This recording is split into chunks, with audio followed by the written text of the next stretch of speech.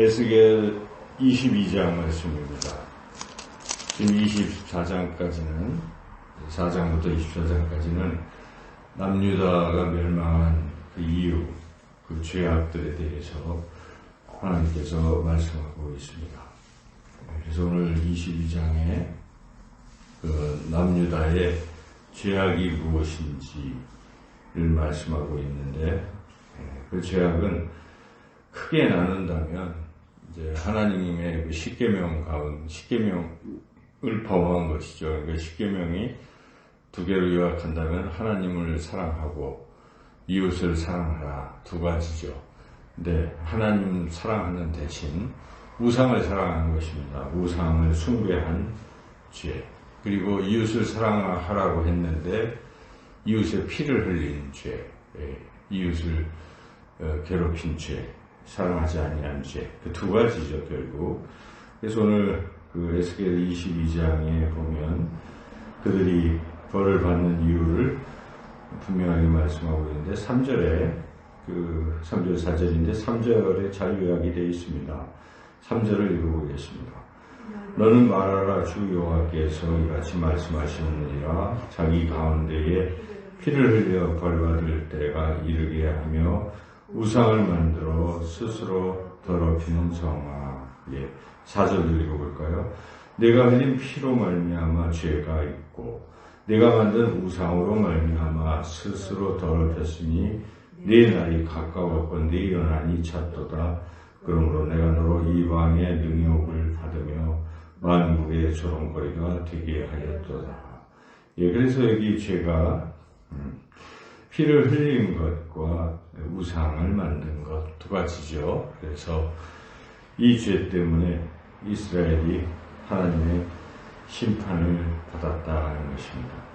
구체적으로 그 이제 피를 흘리는 것, 이웃 사랑이 잘못하지 아니한 게 7절에 쭉 나오죠. 그래서 부모를 공경하지 않고 업신여긴 죄, 그리고 약한 자들, 나그네, 고아, 과부를 학대하고 해친 죄, 그런 것들입니다.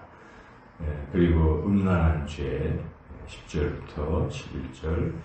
그러한 결국 십계명에 간음하지 말라 하는 그런 죄, 부모를 공경하라 하지 않는 것, 거역한 죄, 살인하지 말라 하는 것을 피 흘린 죄, 또 이렇게 그런 죄다 하는 것을 말씀하고 있죠. 계속 그런 죄를 이렇게 표현을 좀 다양하게 하면서 쭉 언급하고 있습니다. 또 이제 사람별로 범한 죄도 지적을 하시고 있는데 거기에 보면 이제 먼저 선지자 25절에 보면 선지자들의 죄는 선지자들이 이제 하나님의 말씀을 전해야 되는데 재물에 그 목적을 두고 이렇게 영혼을 삼키고 재산과 보물을 탈취하고 뭐 이런 등등. 그래서 선지자들의 죄는 재물, 욕심. 또 26절에 제사장들의 죄는 이제 하나님의 성전을 더럽힌 죄. 그래서 제대로 그 거룩함과 속된 것을 구별하지 않는 것, 이제 등등. 또 안식일을 거룩하게 지키지 아니하고 율법을 범하고 이런 제사장으로서의 역할을 하지 않는 죄. 그리고 관리들, 고관들 27절, 이것은 역시 재물 때문에 약한 사람들의 피를 흘리고 괴롭히는 죄. 또 선지자들의 죄가 다시 한번 지적받고 있는데 28절에 그것은 이제 하나님 말씀을 전하지 아니하고 다른 것을, 허탄한 것들, 다른 목적으로 하나님 말씀한 것처럼 가장을 해서 전하는 그러한 죄. 다시 또 29절에는 약한 자들을 괴롭힌 죄. 이렇게 결국 아까 처음에 말씀드린 대로 요약하면 하나님 섬기지 않는 죄와 이웃 사랑하지 않는 죄라 볼 수 있겠습니다.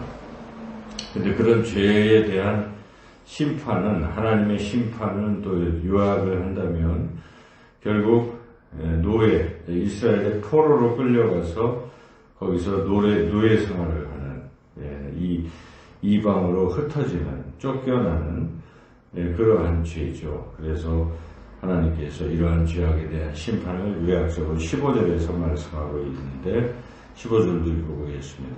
내가 너를 온 나라 가운데에 흩으며 각 나라에 해치고 더러운 것을 네 가운데서 멸하리라. 흩고 해치고 이게 결국 이 바벨론 포로로 끌려간, 지금 사실 그발 강가에서 1차 포로로 2차 포로로 끌려가 있는 예스겔 그리고 백성들, 그리고 그 이후에 3차 포로에서 또 더 많은 사람들이 끌려오고 이렇게 나라를 빼앗기는 이런 것들이 그 죄에 대한 하나님의 심판이다 하는 것이죠.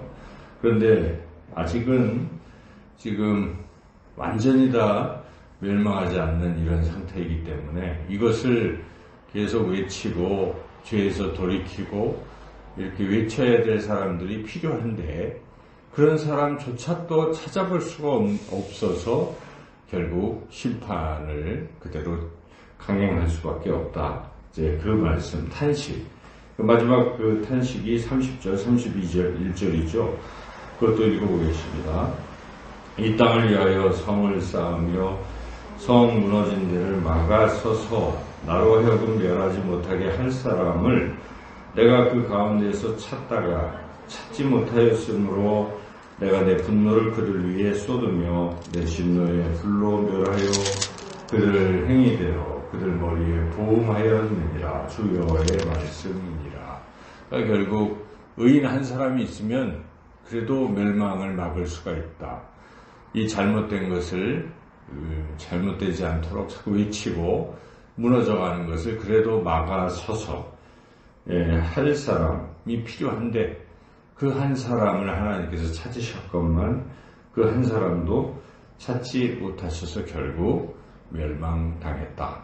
이 말씀입니다. 이것은 우리 창세기에 보면 소돔과 고모라가 이렇게 멸망될 때 이 아브라함이 하나님 앞에 기도하죠. 하나님, 의인이 있으면 그래도 살려주시지 않겠습니까? 의인 50명, 45명, 40명, 30명, 20명, 10명 뭐 이렇게 계속 기도해 나갔죠. 그때마다 하나님께서는 그래 있으면 내가 멸망시키지 않겠다 했지만 결국 그 의인이 없었기 때문에 소돔과 고모라가 멸망당했다 하는 것이죠. 그래서 하나님께서는 멸망이 목적이 아니라 돌이키는 것이 목적인데, 그 돌이키는 데 있어서 한 사람이라도 그것을 잘못을 깨닫고 돌이키려고 애를 쓴다면 하나님은 진노의 불을 멈추실 것이다 하는 것이 오늘 이 말씀의 핵심적 주제입니다. 바로 무너진 데를 막아서는 그 한 사람을 하나님 지금도 찾고 계신다 하는 그런 말씀입니다. 우리가 이 세상은 다 하나님을 거역할지라도 한 사람이라도 그 하나님을 향해 있고 또 사람들에게 하나님께로 돌아서라 하고 외치는 그러한 사람이 되어야 한다는 것이죠. 우리 예수님이 이 땅에 오실 때 세례 요한이 또 그렇게 외쳤고 여러 선지자들이 그렇게 외치고 오늘 이 시대에도 그런 사람들이 있어야 하는 것입니다.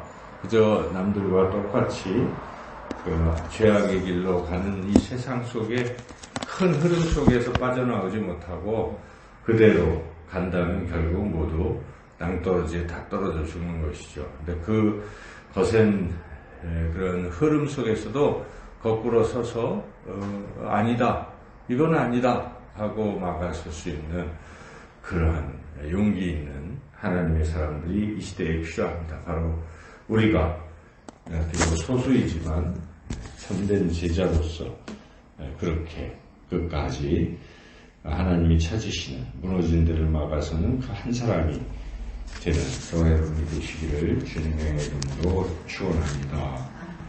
참 좋으신 하나님 감사합니다.